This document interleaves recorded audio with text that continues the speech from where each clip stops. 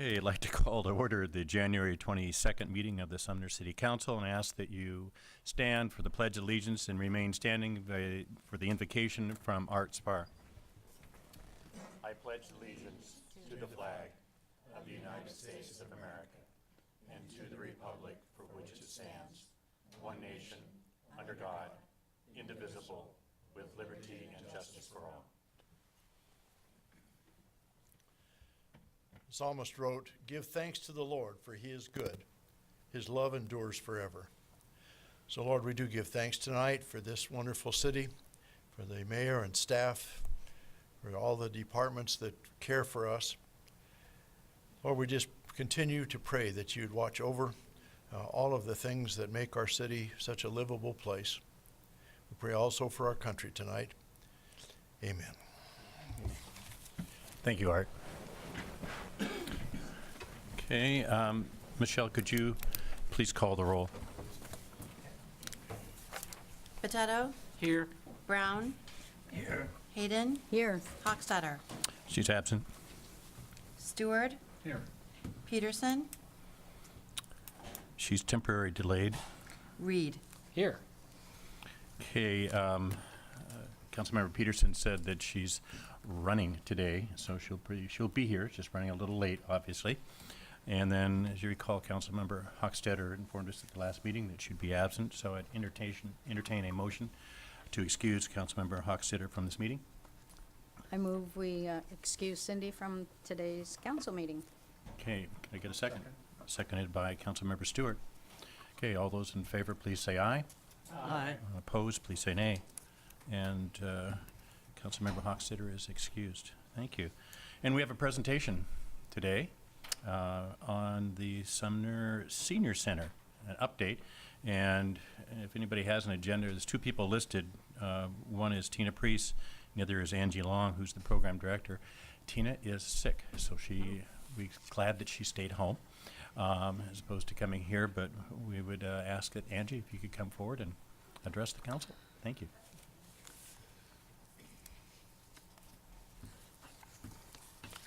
Well, thank you so much for asking me to be here. And I am the new program director at the Senior Center. I've been there for about 5 weeks now. So I would like to share with you all a little bit about where we've come from. In being new, it's helped me to kind of do some research on this. So this is really great for me to kind of see where we've come from and where we're going. So I want to just share with you some of the exciting things that have happened at the Senior Center since 2013 when we sort of revamped the program there. You should all have a handout, and I first want to address our demographics. Our attendance has continued to climb every year. We see at least 80 people every day in the facility for various programs, activities, and they're all listed there for you. Excuse me. So you can see the attendance is continuing to climb. We had 600 members when we started in 2013, and as of the end of December, we had over 2,200 members. Membership is free, and we just ask everyone to come in and fill out a form. Our members have come from mostly the city of Sumner, as you can see in the next handout, but they do sometimes come from the outlying areas. I did it by zip code, and I'm not sure if you're familiar with all the zip codes, but the second and third most popular ones are the ones that really surround Sumner, and some people may view them as Sumner, near Mama Sortini's area and near the old cannery area. So most of our members view themselves as Sumner citizens, if you will. So that's sort of where our membership comes from, mostly the city of Sumner. Our programs, I'm not sure how much details you want, so feel free to ask me any questions on specific programs that we offer. But we do offer a wide variety of programs and activities to try to meet the needs of all of our members who might come in. Exercise classes is probably our number one that people come in for, and then once they come in and find the environment, then they tend to join in other activities like card games or bingo or workshops.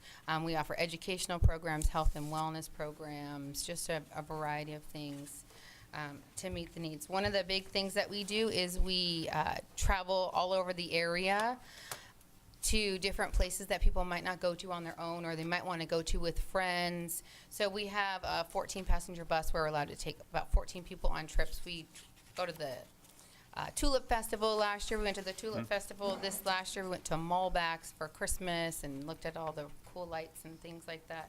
But we do get to have fun hanging out together all day. Recently, last week, we went to the Gosenko's Chocolate Factory in Auburn and made our own chocolates. So it's just kind of a fun activity that some of our members had suggested to go there. So I was happy to be able to take them there and enjoy that. Other things that we do is we partner with local businesses. One of the big partnerships that we have, as most of you probably know, is with Catholic Community Services, where they provide a meal program. They provide all the staffing, all of the food, prepare it, clean it up, etc. But that is a big draw for people to come in, people that don't want to cook for themselves or just want to socialize and not drive too far to go out to a restaurant. So they come and have meals, and that service has continued to grow every month. It continues to get more and more people to come in. Other partnerships that we work with are the Celebrate Seniority through Multicare. They come in and do training workshops. Franklin Place Assisted Living Facility comes in. The Linden Grove, formerly Linden Grove, now called Genesis Nursing and Rehabilitation, comes in and does diabetic and glucose checks. But it's a good partnership because they can refer people to us and we can refer people to them for specific needs that they might have as they continue to grow and determine what area they are. But one thing that I'm really excited about, and I made sure I put it in here, is the partnership with the Sumner High School leadership team. They come in once a month, and they bring enough people for however many citizens or members that we have come in, and they sit with them one-on-one and teach them how to use their smartphones or their tablets or the new technology that comes up that, the kids know how to use it way better than we do. And so they take the time and spend as much time as they need with them to help them get up on the technology or the gifts that they get from their kids, et cetera. So that's a real fun program. I'm glad that it's continuing. Where are we going? Our future, we continue to strive to meet the needs of our community members as our community grows and changes. I'm sure you're all aware Sumner's growing and the age population is different depending on where we're at in the community.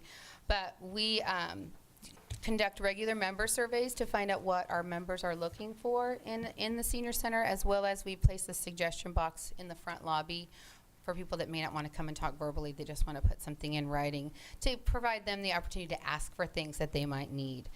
We do have an open door policy, though, so many of them will just come to me or my assistant and ask for help or ask for, is this program available, et cetera.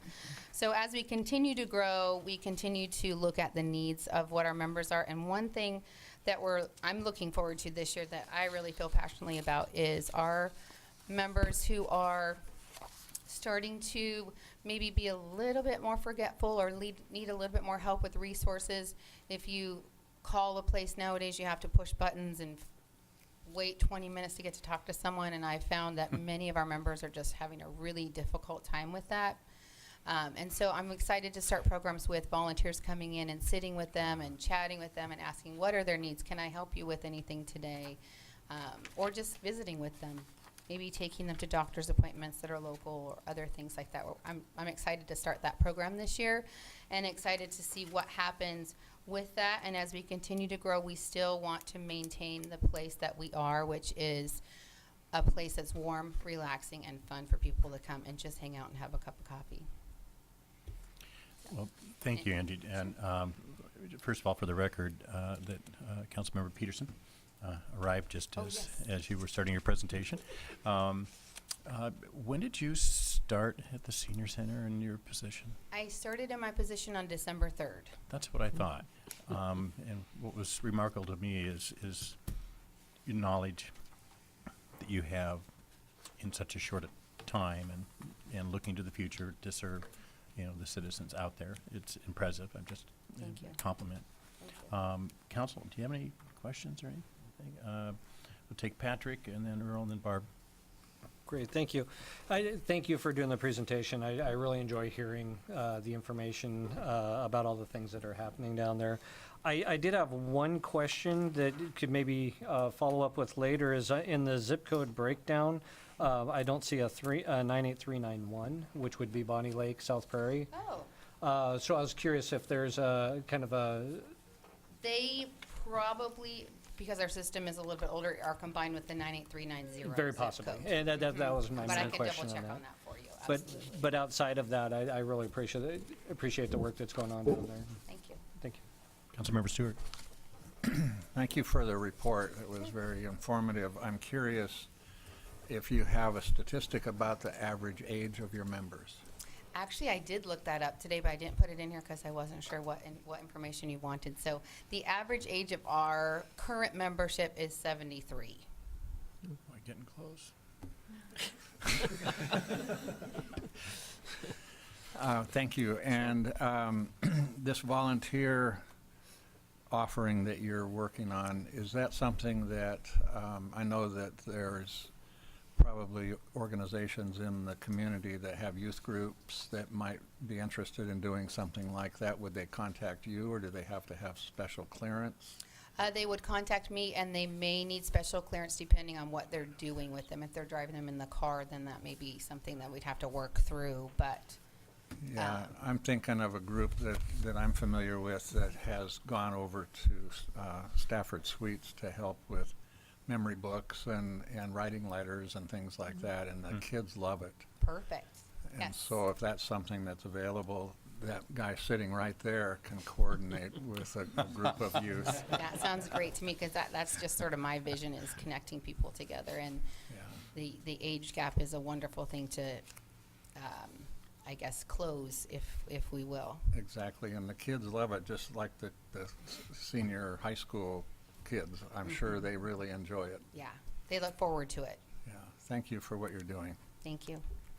Councilmember Yeah, Boteto. I think my question was similar to Patrick's, and it looks like maybe the second number down might be the 98391, because there isn't a zip just a code little, with it. So, The data The- didn't come over. yeah, but anyway, that, Thank you. because I would think there would be a draw from people Quite a from the few hill, come from the Lake Tapps Pawnee Lake area, absolutely, yes. which is good to hear. So it's good to hear of so much growth that you've seen over the last few years. Yeah. So good job. Great, thank you. Thank you. Okay, any other questions, comments? Okay, Angie, thank you very much for Thank what you're you doing for out your there. We time. really appreciate it. And you guys all know where to find me, I guess. And if Oh, you yeah. ever want to try a good meal, you should come over at noon. That's what the city You're- administrator says. You are, it's an open invitation. Right, thank you. Thank you. Okay, we'll move on to the consent agenda. And Michelle, would you please read the consent agenda? Item 1, approval of the regular council minutes of January 7th, 2019, and January 14th, 2019 study session. Item 2, approval of the 2019 business claims in the amount of $893,794.26. Claim voucher numbers 102673 through 102811. Item number 3, professional services agreement with Stafford Suites. Item 4, resolution number 1515, Yakima County co-location interlocal agreement. Item 5, Decant Facility, Department of Ecology, WQCFA grant acceptance. Wow, it's a mouthful. Is any item here that the council would like removed from the consent agenda? Seeing none, could I have a motion to adopt the consent agenda? Deputy Mayor, I move we adopt the consent agenda as read. I'll second. it's been seconded by Councilmember Reed. Any comments anybody has? Okay, if not, all those in favor, please say aye. Aye. Those opposed, please say nay. And the consent agenda is adopted. We'll go on to regular business. There is no unfinished business. So we'll go on to public comment, and we do have a couple of people signed up. So before we hear from those people and anybody else, we'd like to hear from the city clerk in terms of what the rules are for citizen comment. This time is reserved for you to address the mayor and the council on matters of city business that are not on the agenda. It should be remembered that we are engaged in the public's business, and the appropriate level of decorum should be maintained at all times. Only one person may have the floor at a time. This is the time for the mayor and council to hear from citizens, and is not the opportunity to engage council members or the mayor in debate. When recognized by the mayor, please go to the podium, state your name and address for the record. You will have 3 minutes to speak. When the timer sounds, please conclude your comments and return to your seat.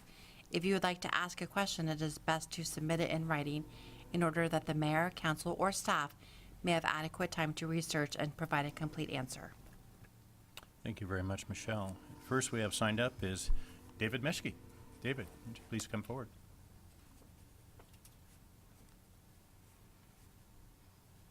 David Meschke at 901 Sumner Avenue, just right over there. Good morning, good evening, Mayor and Council.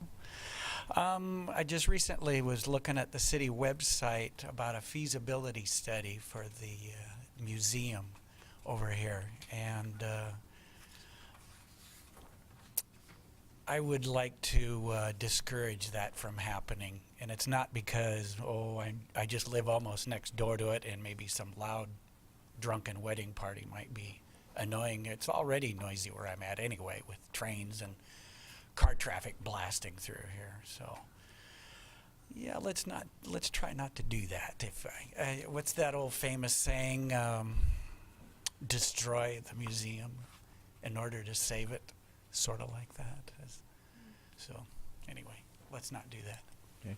Thanks, David. I would, for any questions that you have related to that or clarifications, I would direct you to Carmen Palmer, too. So you can share your concerns, and also she may have some information, that may either help or not, with what you testified about.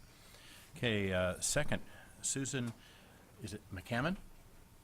Did I get that right? Yes. Good. Well, you told me that, but it doesn't register for too long up there, so. Susan McCammon, 4603 Ridge West, Drive East, Lake Taps. So this is my first city council to come and present something that I love. And a little bit about me, we moved here in '85 and raised our family, and now our grandchildren are graduating from Sumner. So it's pretty special to me to come here to the Sumner City Council first. Then I get to do Milton and Edgewood, if you all have, which happen to be also within the boundaries.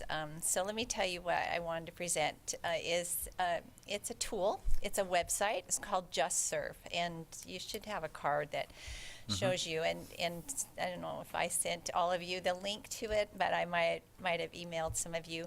And there's a link. It's pretty cool. Go to that website. And what it does is it's a tool, kind of initiative that the Church of Jesus Christ of Latter-day Saints has provided to link volunteers with volunteer opportunities. And so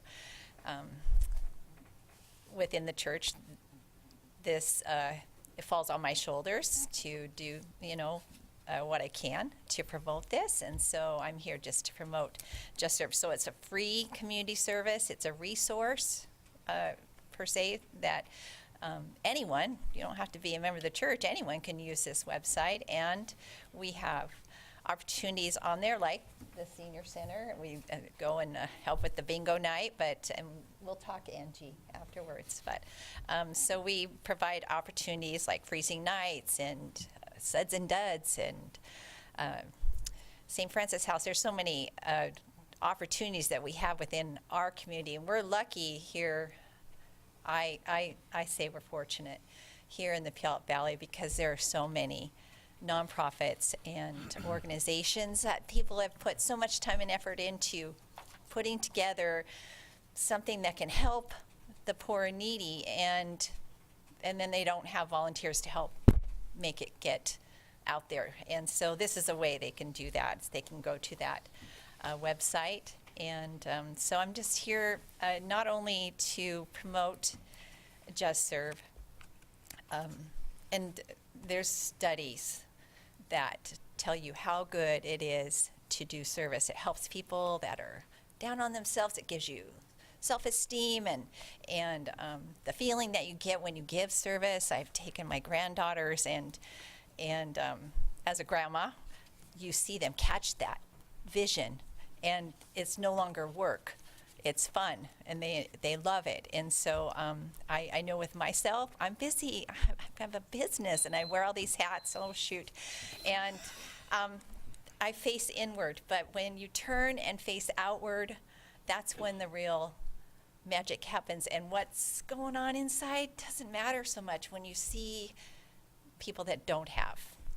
So what I wanted to promote, not only Just Serve, but I wanted to ask if maybe the city of Sumner would put a hyperlink with Just Serve on there so that people can go to it and immediately have at their fingertips things that they can take their kids to or something that their youth group can go to. And then one more thing, and I'm just being brave and bold here, is our church just here in the Puyallup area has designated the fifth Saturday, every fifth Saturday, so there's 4 of them, as a service Saturday. So I'm just being bold and seeing if maybe Sumner would adopt that. So, thank you. Hey, thank you very much. In terms of your first question, linkage, I'm going to do the same thing I did before. I'm going to direct you to Carmen, because she's our expert when it comes to our policies regarding those type of things. Great. So, hey, thank you very much. Thank you. Appreciate it. Okay, that's all who signed up. Anybody else out there that would like to address the council on any item that is not on the agenda? Anybody else? Seeing none come forward, we will close public comment and we'll move on to new business.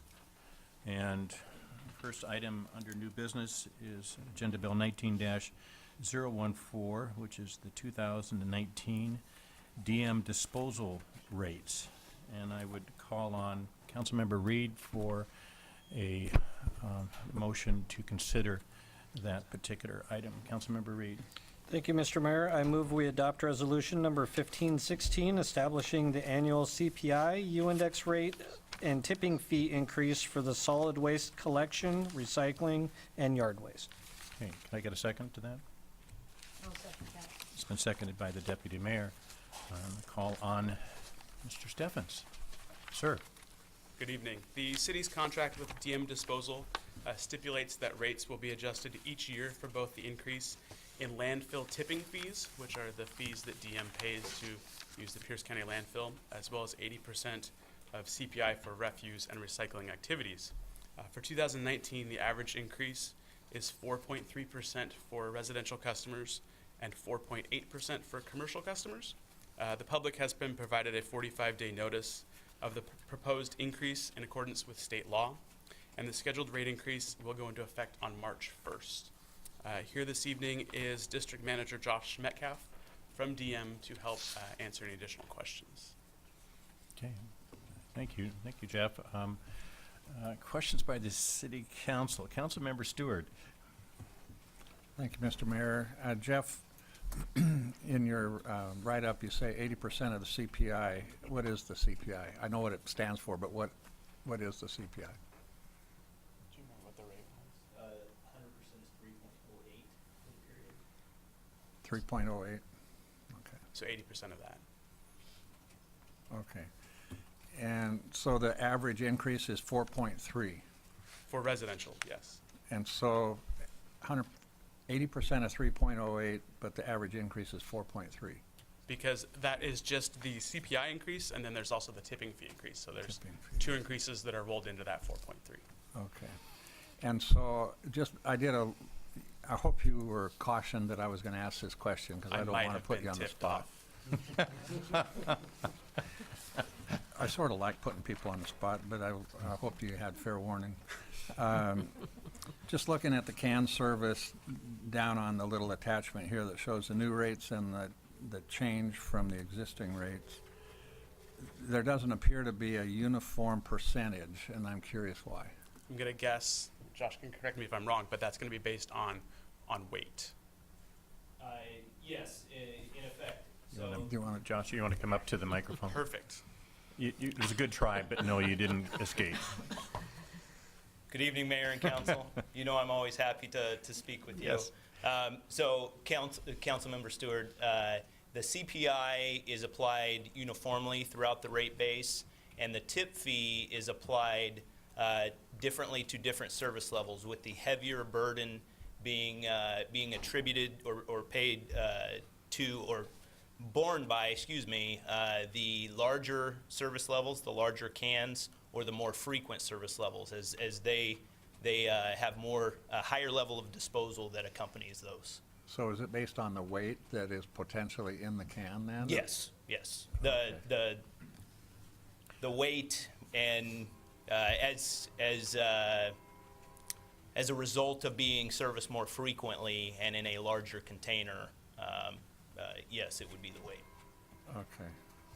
I just want to make sure I understand it so I can explain it, number one, to my family, why we're paying a different rate than maybe somebody down the street. Sure. Yeah, it's so as you look at our different service levels, for instance, the 20-gallon mini cart, as we call it, isn't going to have the same level of disposal associated with it as, say, a 96 or 95-gallon cart, however that may be listed on the rate sheet. Okay, thank you. You're very welcome. Any other questions? Councilmember Patrick Reed. Thank you. And I, just for one more time to reiterate for the public, is that this isn't a fee adjustment, or this fee adjustment's already built into the existing contract. It's not something that the city is going back and asking for an additional increase of the citizens. It's something that was anticipated and was actually part of the original agreement that was set up and executed previously. Correct. This is something we're before you to report on every year, as a result of whatever change in rate at the landfill and whatever change, plus or minus, in the CPI index. You're welcome. Other council members? Councilmember Potato. So, you made us more aware about the recycling and the importance of, you said, clean and dry containers. Have you seen an increase of people using recycling, and are they, giving, is the product you're getting, are you able to send that off for, recycling any place?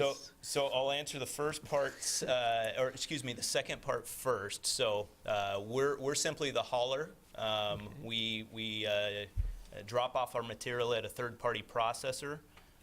But every indication in our industry is that we've kind of settled into the new normal. There is still a viable market for recycling. Okay. It's at a new normal cost. There are real costs associated with continuing to see the material be viable. I don't know that we've seen an increase. I think those that were motivated to recycle were already recycling and are still recycling. I think what we have seen is a more dedicated effort to do it correctly, knowing that there were such tremors in the programs and in the markets, and really a uncertainty about the future of recycling. So both at the state and local levels as well, there have been an increase in the number of meetings and sort of forward thinking on how we continue to keep these programs sustainable. And isn't the cost to the tipping fee, I guess, that's quite a bit less than the regular garbage, isn't it? Yeah, it's about 50% of the landfill tip fee. As you may recall, last year when I was before you speaking on this subject, historically, processors had been paid for this material, as there was quite the robust market in China, which no longer exists for this material. So really, the rate structure tipped on its head. It went from a profit to a significant loss, so to speak, at roughly about $120 a ton change in the value of this material. And as I stand before you this evening, kind of looking at where we are versus where we were almost a year ago, I think I had mentioned the new normal last year, as I just mentioned a couple of sentences ago. That new normal still exists. We've seen slight fluctuations in the price due to seasonality, but overall, the general climate for recycling has really leveled out, and those costs are now real and really fixed costs in order to continue to see this material move. Okay, well, good. Thank you. You're welcome. Councilmember Reed.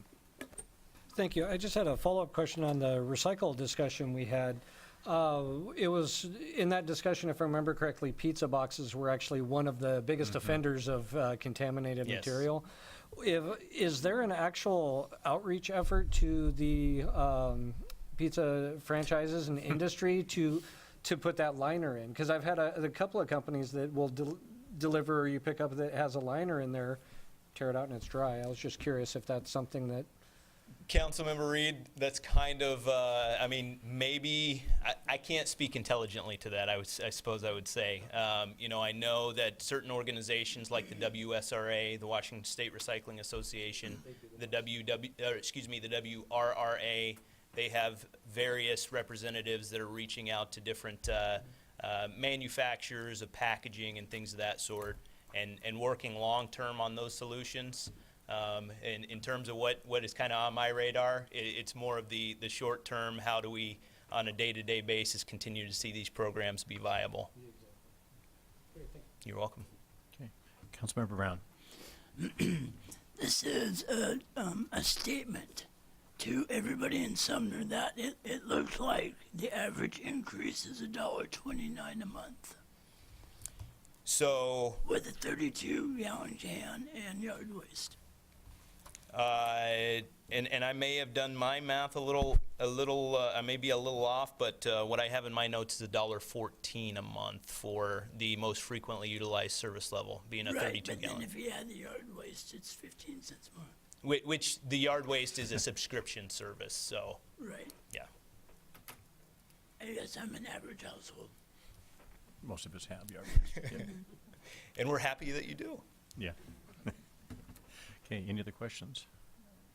One more thing with Yeah. regard to recycling that I feel responsible to let you know of is Pierce County in January made a decision on changes to the list of acceptable items in the program, in the recycling program.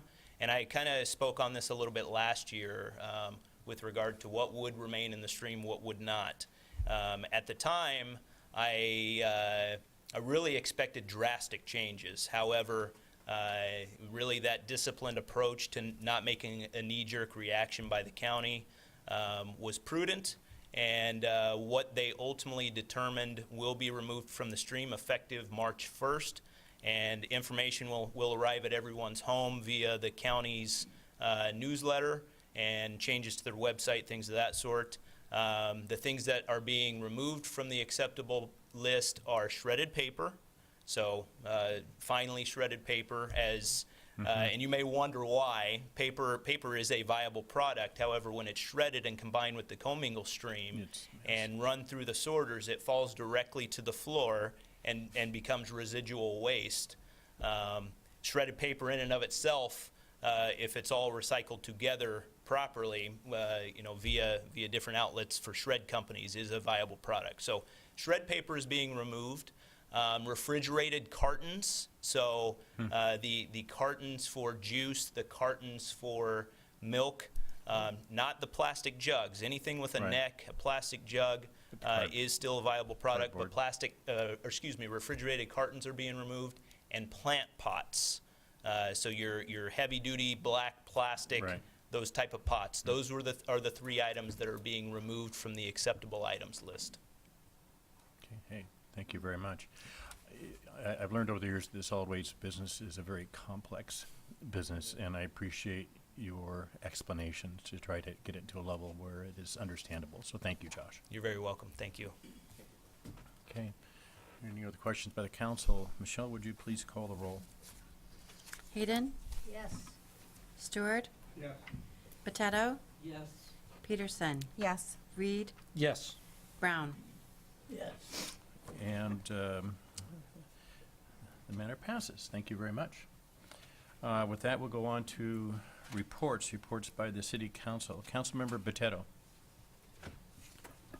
Well, I'll go back to the recycling. I mean, I just know if many of us saw the program on 60 Minutes about the amount of plastic out in the oceans, and so I just think the more we can do now to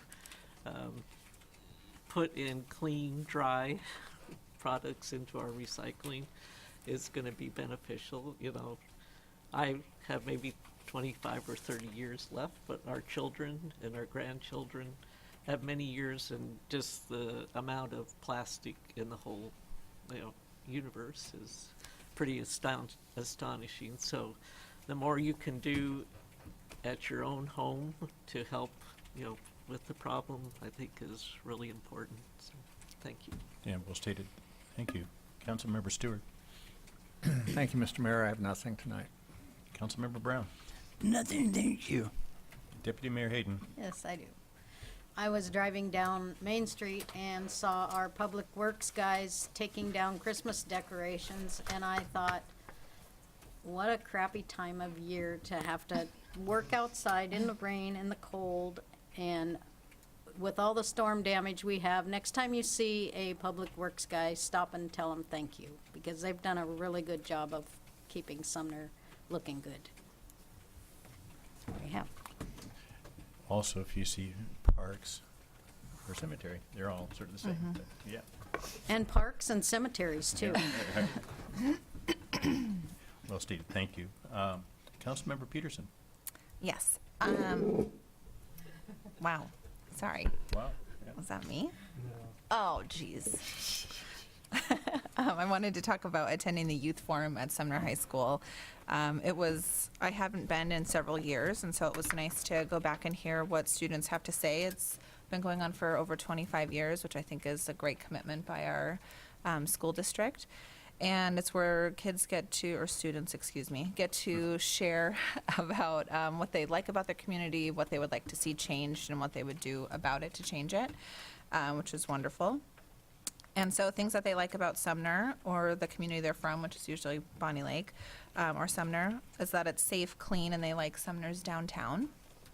And the two main issues that we heard over and over were traffic and parking. Yep. Not unlike their parents, same issues. And what was astonishing to me, and I know this is just like my planner brain, about the holistic view it takes, right? So if we're complaining about traffic and parking, which is essentially the same issue, we're talking about too many people with single occupancy vehicles. And given we live in the area we live in, it's not going to go away unless you really make a commitment to change and carpool and try. So same for the kids, same for the adults. Like, that's what it takes. We don't have room to make more roads, although that was suggested many times as a solution, which I thought was great. And then to just commend, again, the school district. This year in particular, they made sure to take a cross-section of all of their students and making sure that everyone's voices were heard. And I really appreciate, again, that they went to that extra effort to make sure that all students were allowed to be heard. So, yeah, that's it. Thank you. Yep. Councilmember Reed. Thank you. It's matter of fact, I think she said a lot of the many things I was going to say. I had the honor of being one of the moderators at the youth forum as well, and I really enjoyed the experience. It was my second opportunity to do that, and you hear from the kids directly what they're thinking. Some of them more filtered than others. A couple of the other things that I heard, in addition to streets and traffic, it was that the students, the local students, are actually looking for more entertainment options or activity options here in Sumner, like a theater. That came up 3 times, that people want a theater, and just other things to do. Somebody mentioned a skating rink, an additional one. But it was a really fun experience, and thank you to everybody that put it on, and for all the kids that participated. Thank you. Thank you, Mr. Reed. City Administrator Report. Mr. Galley. Yes, it is. Sorry, I noticed went out to council earlier today. Because of the short packets will not be out tomorrow. They will be going out on Thursday. So anyone in the public is looking for those, we will get them out on Thursday. Okay. That's it? That's it. Wow, okay. Just a couple things. Sumner University. It's that time of year, okay? Returns this year and will consist this time of sort of behind the scenes at places people don't normally get to, the shops, the treatment plant, cemetery, etc. So, you can get the details. Just go online to our website, sumnerwa.gov, and sign up for free. It doesn't cost you anything. It's highly entertaining and educational. And you can sign up for as many tours as you would like. That, and then it is legislative time. Made 2 trips so far down to Ole Town. And first one was to the House Appropriations hearing on the governor's budget, and the second one was the Senate Ways and Means Committee on the governor's budget. And it's sort of scary when you go in there and they say we have 80 to 83 people signed up. And you're going, where do you fall on that list? And we were testifying, it was the mayors of, one day it was Tukwila, Kent, and us, and then the second day it was Auburn, Kent, and us talking about streamlined sales tax mitigation funding, which for us amounts to $425,000 per year, which is not included in the governor's budget. So the good news is that they gave us some courtesy, recognizing that we had to come back to council meetings, and actually got us ahead of all the rest of the people that testify. But there's a lot going on down there. And when you have 80 people testifying on any number of issues, bless those people that are up there listening and having to filter through all things. So we'll continue working with our own delegation and with our lobbyists, trying to get that funding, as well as, I think, what is it, next week? Carmen, is that right? We're back in Olympia and meeting with our legislators about our legislative priorities, which include the 410 interchanges, and the next priority for us being 166 interchange, and other issues on our legislative agenda. So it'll be interesting to see how it all turns out. Anyway, that's all I have. Executive session, we have none tonight, is that correct? That is good news. Okay. And that takes us to the last item on the agenda, which is adjournment. And we are adjourned. With emphasis.